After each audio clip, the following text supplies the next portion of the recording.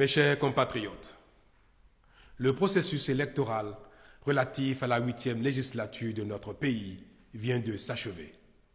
Il aura été l'aboutissement d'une réforme majeure, difficile, à la fois souhaitée et redoutée, la réforme du système partisan.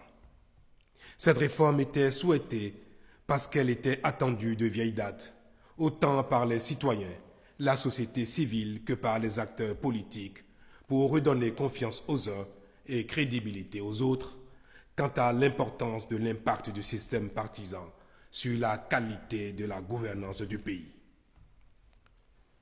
Elle était redoutée parce que, inévitablement, elle remettrait en cause les acquis des acteurs d'un multipartisme débridé que nous avons cultivé depuis bientôt 30 ans et qui est la cause principale d'une mauvaise gouvernance, source de notre sous-développement.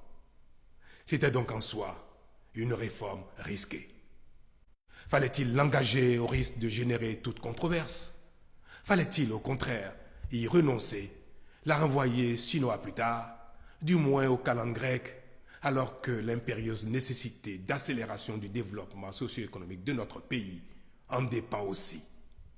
Mes chers compatriotes, depuis 3 ans, convaincus que nous ne pouvions continuer à nous satisfaire de notre situation critique à bien des égards, je vous ai invité à l'effort et vous ai engagé sur la voie de réformes indispensables à notre développement.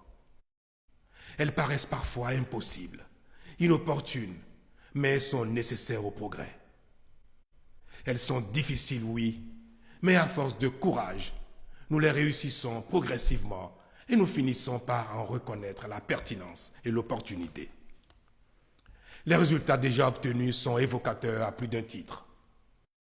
Je n'ai jamais eu de cesse de les considérer comme des victoires collectives car je sais la part importante que chacun de vous y prend. Je sais quels sacrifices chacun consent. Notre pays n'a en réalité pas d'autre choix. Il est tenu et doit se révéler à lui-même par la rigueur dans la gestion et la soumission à ses lois. En cela, la classe politique a un rôle majeur à jouer et doit servir de modèle. C'est mu par cette conviction et porté par cette foi fervente que j'ai soutenu l'initiative de la réforme de nos pratiques partisanes et électorales, rassuré qu'à force de persévérance dans l'action, nous parviendrons à des résultats durables. Cette réforme, je la savais délicate. Je sais cependant qu'elle est nécessaire à notre progrès économique et social durable, car si nous ne risquons rien, nous n'aurons rien de mieux. J'avais conscience que parce qu'elle a vocation à bousculer nos acquis et habitudes, à ébranler nos certitudes, cette réforme occasionnerait des querelles politiciennes. Nous nous y sommes courageusement engagés, mais certains d'entre nous n'ont pas su faire preuve de sagesse, de mesure et de patriotisme. Leurs actions ont été d'une violence inédite. Cette épreuve-là, autant elle aura été rude, autant elle devra nourrir la naissance d'un nouvel idéal. En effet, nos incompréhensions, nos heurts, nos contradictions et même nos dérapages ne doivent pas avoir pour conséquence de nous ancrer dans l'immobilisme et dans nos travers. Tout ce qui nous est arrivé doit être utilement mis au crédit d'une crise de croissance de notre processus démocratique. Car si personne ne conteste la justesse du diagnostic qui a conduit à la réforme du système partisan, peut-être n'étions-nous pas suffisamment préparés pour franchir cette étape. Aussi, n'importe-t-il pas très peu de chercher à savoir qui a raison ou qui a tort. Ainsi que je l'ai dit le 27 décembre 2018 devant l'Assemblée nationale, lors de mon message sur l'état de la nation, ce qui est attendu de nous, ce n'est pas d'avoir raison individuellement, mais plutôt collectivement, historiquement, en tant que peuple, en tant que nation. Mes chers compatriotes, c'est le lieu pour moi, au nom de la nation tout entière, de déplorer que pour une controverse parmi tant d'autres, pour quelques frustrations inhérentes à la vie en communauté et aux mutations profondes, nous ayons pu en arriver à une telle manifestation de violence. Cela est très regrettable, davantage parce que nous avons dû perdre des vies humaines. Ma tristesse est immense et je présente ma profonde compassion aux familles éplorées.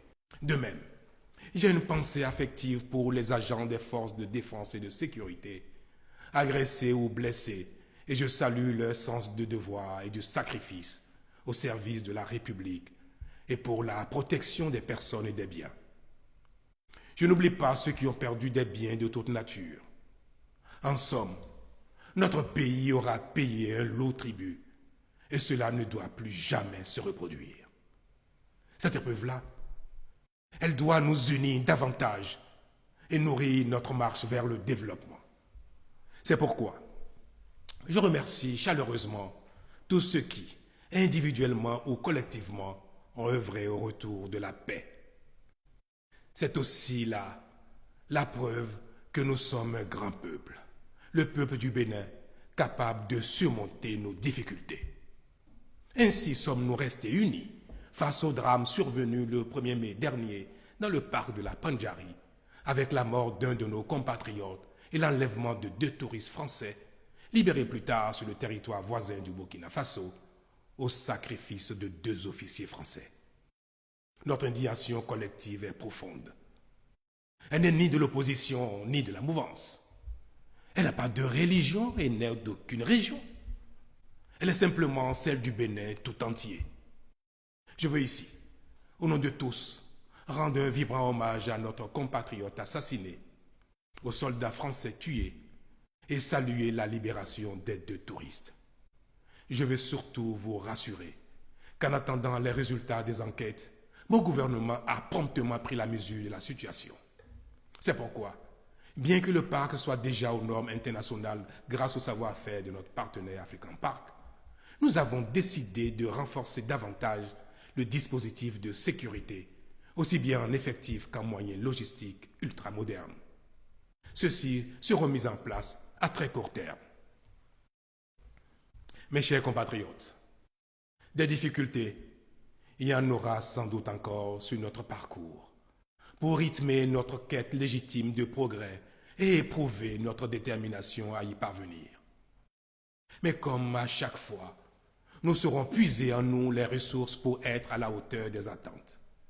À ce propos, je voudrais inviter le nouveau Parlement qui vient de se doter de son bureau à se mettre résolument au service du Bénin entier.